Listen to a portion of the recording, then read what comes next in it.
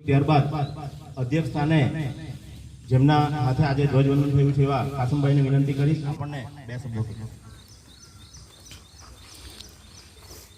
આજના 78 independence day નિમિત્તે અત્રે ઉપસ્થિત ગામના સરપંચ શ્રી આઈસાબેન, ગામવાસીઓ, વાલા વિદ્યાર્થી ભાઈઓ બહેનો અને શિક્ષકગણ, આજે આઝાદીને 77 વર્ષ પૂરા થયા છે અને આજે આપણે 78મો પર્વ આજે આઝાદીનો આપણે ઉજવી રહ્યા છીએ. ત્યારે આપ સૌને આઝાદીના આ શુભ અવસરે મુબારકબાદી પાઠવું છું અને આગામી વર્ષોમાં આપણો આ દેશ વધુમાં વધુ ઉત્તરોત્તર પ્રગતિ કરે એવી શુભકામનાઓ પાઠવું છું. સાહેબે કહ્યું તેમ આઝાદીના આજના દિવસે ત્રિરંગો ફરકાવવામાં આવે છે, જેની ડિઝાઇન સોરૈયા તૈયબ અલીએ કરી હતી. એમાં સૌથી ઉપર કેસરી રંગ એ શક્તિ અને હિંમતનું પ્રતીક છે. કેસરી રંગ જે છે શક્તિ અને હિંમતનું પ્રતીક છે. એની વચ્ચે જે છે સફેદ રંગ એ શાંતિ અને સત્યનું પ્રતીક છે અને સૌથી નીચે જે ગ્રીન કલર, લીલો કલર જે આપવામાં આવ્યો છે એ હરિયાળી વૃદ્ધિનું પ્રતીક છે અને વચ્ચે જે અશોક ચક્ર જે આપવામાં આવ્યું છે એ પ્રગતિનું પ્રતીક છે. આજે દેશની કમનસીબી છે કે આ દેશને આજે રંગોમાં વિભાજિત કરી દેવામાં આવ્યો છે કે કેસરી રંગ ફલાવવાનો અને લીલો રંગ ફલાવવાનો. પરંતુ દેશના હિતમાં અગર આપણે વિચારીશું એક દેશના નાગરિક તરીકે, કેમ કે આ દેશને આઝાદી અપાવવામાં આપણા પૂર્વજોએ, દરેક ધર્મના લોકોએ ઘણી બધી કુરબાનીઓ આપી છે, ઘણા બધા લોકો શહીદ થયા છે અને તે પછી આપણને અંગ્રેજોની ચુંગાલમાંથી આઝાદી મળી છે અને એ આઝાદીની યાદગીરી રૂપે આ ત્રિરંગાને સલામી આપવામાં આવે છે, ત્રિરંગો ફરકાવવામાં આવે છે. તો શક્તિ અને હિંમતનું જે પ્રતીક કેસરી કલર જે છે એનું અગર જે હરિયાળી અને વૃદ્ધિનું પ્રતીક ગ્રીન અને લીલો કલર છે એમની સાથે અગર સમન્વય નહીં હશે તો આ દેશ વચ્ચે જે સફેદ કલર જે શાંતિ અને સત્યનું પ્રતીક છે એ શાંતિ અને સત્ય સુધી પહોંચી શકશે નહીં. એટલે જરૂરત એ વાતની છે કે કેસરી અને લીલો રંગ એક પ્લેટફોર્મ પર આવે, જેથી કરીને આ દેશ શાંતિ અને સત્યના રસ્તે ફરે અને જેમ અશોક ચક્ર પ્રગતિનું સોપાન તરીકે, પ્રગતિના પ્રતીક તરીકે અશોક ચક્ર જે બતાવવામાં આવ્યું છે, તો કેસરી અને હરિયાળ, કેસરી અને લીલા રંગના સમન્વયથી શાંતિના પટ્ટે પર ચડીને આ દેશ પ્રગતિના પંથે આગળ વધે એવી આપણે ઈચ્છા, આપણે મનોકામના કરીએ અને એના રસ્તે આપણે કોશિશ કરીએ, મહેનત કરીએ.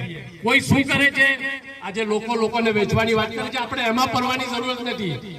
એક શાયરે કહ્યું છે તેમ, વો ઉનકા ફર્જ હૈ જો અહેલે સિયાસત જાને. જે લોકો કોમવાદની વાતો કરી રહ્યા છે, કોમ અંદર લડાવવાની કોશિશ કરી રહ્યા છે, એ લોકોના માટે જો ઉનકા ફર્જ હૈ વો અહેલે સિયાસત જાને, હમારા पैगाम मोहब्बत का है जहां तक पहुंचे. અને એટલે જ છેલ્લે એક વાત કહીને મારી વાત પૂરી કરું છું. કવિ શ્રી કુમાર વિશ્વાસે પોતાની પંક્તિમાં આ દેશ પ્રેમ અને તિરંગાની શાનમાં એક જબરજસ્ત કવિતા કહી છે, જે કહીને હું મારું વક્તવ્યને પૂરું કરું છું કે શોહરત ન અતા કરના મૌલા, शोहरत न अता करना मौला, दौलत न अता करना मौला, शोहरत न अता करना मौला, दौलत न अता करना मौला, अता करना सब कुछ चाहे जन्नत न अता करना मौला, अता करना सब कुछ चाहे जन्नत न अता करना मौला, संबे वतन की रूह पर जब कुर्बान पतंगा हो. અહીંયા હું કવિ શ્રી કુમાર વિશ્વાસથી થોડી માઝરત ચાહું છું, એમના શબ્દોમાં થોડો ફેરફાર કરું છું.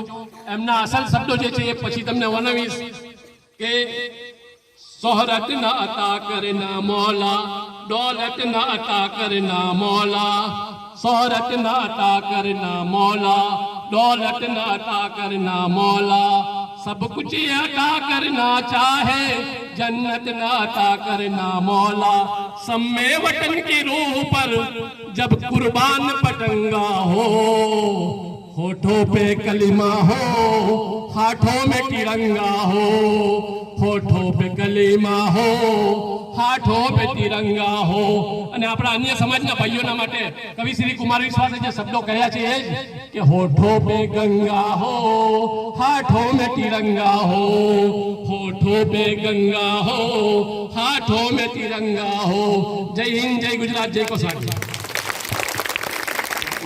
એક વાત જ્યારે પણ જરૂર પડી હોય અને મને વાલીઓનો સહકાર ન મળ્યો હોય એવું બન્યું નથી। ખાસ કરીને તમામ પ્રસંગો અમે ઉજવીએ છીએ, એમાં કોઈ દિવસ હિન્દુ અને મુસ્લિમ શબ્દ આજ સુધીમાં આવ્યો નથી અને આવનારા દિવસોમાં પણ આવવાનો નથી। આ તબક્કે એવી ખાતરી આપું છું ને એ વિશ્વાસ સાથે અને એ સાથે જ અમે કામ કરીએ છીએ નિષ્ઠાપૂર્વક। એટલે ઈદ પણ ઉજવીએ છીએ અને નવરાત્ર પણ ઉજવીએ છીએ। અમારા માટે બાળકોની શિક્ષણની સાથે સાથે કાસમભાઈ જેમ કહ્યું તેમ કે ત્રણ રંગો ભેગા થાય, સંગઠન સંકલન ખૂબ જરૂરી છે।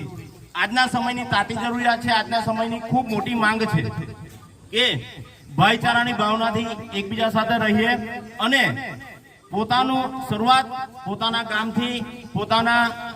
ગામથી ફળિયાથી અને પોતાના તાલુકાથી કરીએ। દરેક વ્યક્તિ જો આવું વિચારશે તો ચોક્કસ દેશની પ્રગતિ થવાની જ છે।